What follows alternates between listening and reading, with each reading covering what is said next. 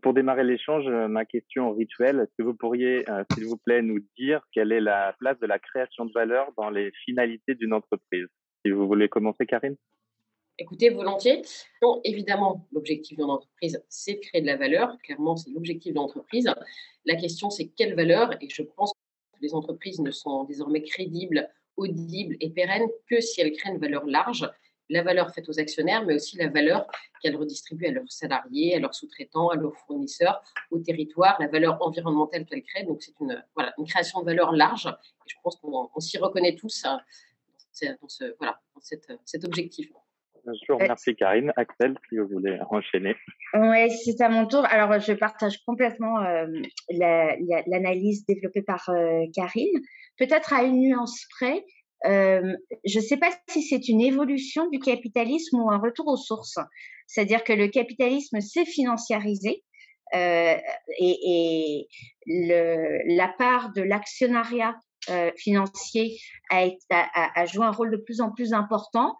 Au 19e siècle, l'entreprise, notamment telle qu'elle elle a été créée juridiquement aux États-Unis et en Europe, c'était une entité ancrée dans son territoire à laquelle on reconnaissait un rôle sociétal, notamment vis-à-vis de l'emploi.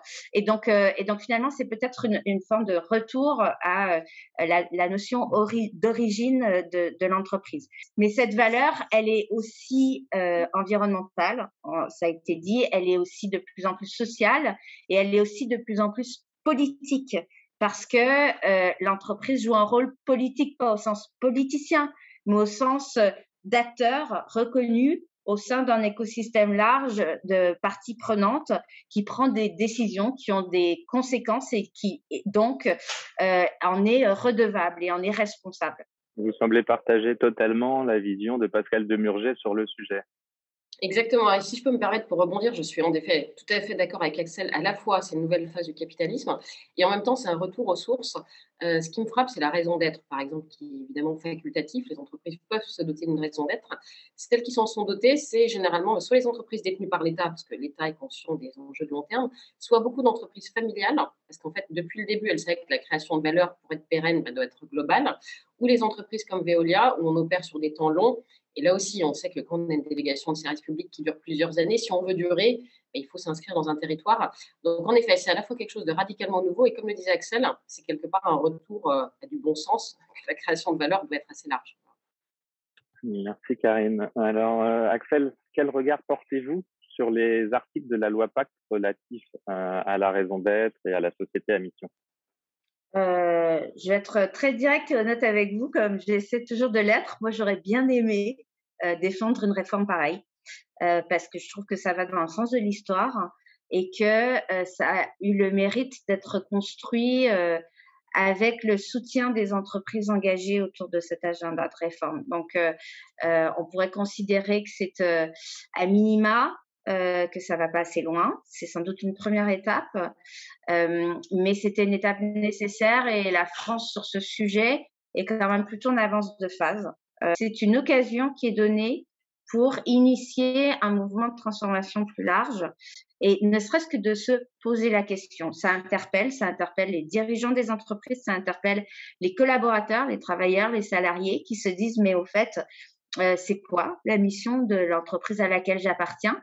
Le besoin de sens au travail est plus fort que jamais et c'est une des réponses possibles, c'est-à-dire que de définir les valeurs communes qui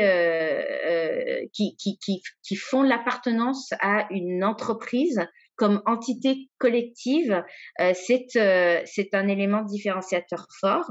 Mais le plus intéressant dans l'histoire, c'est pas la modification des statuts, c'est le comité de suivi et d'accompagnement qui est mis en place et qui oblige à rendre des comptes là aussi, à avoir des étapes, à s'inscrire dans un chemin d'évolution et à dire voilà où on en est aujourd'hui en termes d'impact social et environnemental, voilà où on veut en être d'ici quelques années. On n'est plus dans la pure maîtrise d'un agenda de communication corporate, on est dans l'inscription dans un agenda de transformation de long terme.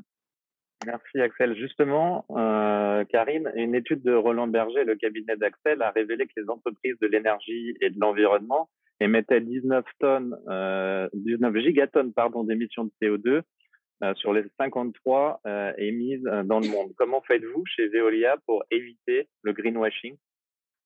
Alors, en effet, je rebondis sur ce que disait Axel sur l'humilité.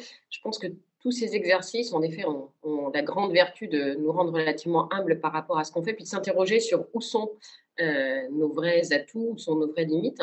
Donc, en effet, nous, chez Veolia, si on se compare à notre comparable principal qui est Suez, on a plus d'émissions de gaz à effet de serre qu'eux parce qu'on a une activité d'énergie qu'ils n'ont pas. Suez, c'est de l'eau et des déchets. Veolia, c'est de l'eau, les déchets et l'énergie. Et l'énergie, en effet, est une activité qui pollue beaucoup. Donc, on en est totalement conscient chez Veolia et on a décidé de mettre en œuvre des plans d'action assez ambitieux. Donc, on a 2 plans d'action, enfin, on en a toute une série. On a des choses assez immédiates. Un exemple que je trouve très parlant, ce sont nos réseaux de chaleur dans les pays de l'Est, en République tchèque, en Pologne. On a historiquement des réseaux de chaleur qui sont alimentés par des centrales à charbon. Évidemment, le charbon, ce n'est pas l'idéal en termes d'émissions de gaz à effet de serre. Ces réseaux de chaleur, ça représente 3% du chiffre d'affaires de Veolia, mais ça représente 30% de gaz à effet de serre. Donc, il y a vraiment un rapport de 1 à 10. On s'est dit, on a 2 possibilités. C'est des réseaux qui sont extrêmement rentables. Soit on les cède. On voit beaucoup de compagnies pétrolières en ce moment qui cèdent des actifs justement pour améliorer leur score en matière d'empreinte environnementale. On s'est dit, ça ne correspond pas à notre ADN de les céder à un acteur, par exemple, non coté, qui serait ravi de les récupérer. Donc, on a essayé de les reconvertir en énergie propre. Donc, on a pris la décision en 2019. C'est un plan d'action jusqu'à 2030 et c'est 100 millions d'investissements par an pendant 11 à 12 ans. Donc, ça fait 1,2 milliard de CAPEX, qui est quand même un engagement significatif pour qu'on les garde au sein du groupe, parce que l'énergie est une activité, un pilier de nos métiers dans le groupe, mais qu'on les rende propres avec de la biomasse, de la géothermie, de l'efficacité énergétique. Donc ça, voilà, c'est un vrai plan d'action. On est conscient que l'énergie, c'est polluant. On veut rester dans le secteur de l'énergie parce que c'est une priorité stratégique, mais on fait en sorte de devenir moins polluant. Et donc ça, c'est un plan d'action qui est justement audité chaque année, comme une entreprise cotée. Chaque année, on publie l'avancement de notre plan d'action qui est audité par des acteurs indépendants. Donc ça, c'est un des plans d'action et on a toute une série dans les différentes géographies du groupe. Un autre sujet, c'est qu'on se dit, évidemment, on essaye de remédier quelque part à ce qui existe déjà, mais il faut aussi se projeter dans l'avenir. Et donc, on croit beaucoup dans la capture, la séquestration et la transformation du carbone. Parce qu'évidemment, chez Veolia, un de nos métiers, c'est les déchets. Le déchet de demain, c'est le CO2. On a énormément d'activités qui sont émettrices de CO2. Si on veut atteindre la neutralité carbone en 2050, il faut qu'on émette moins de CO2.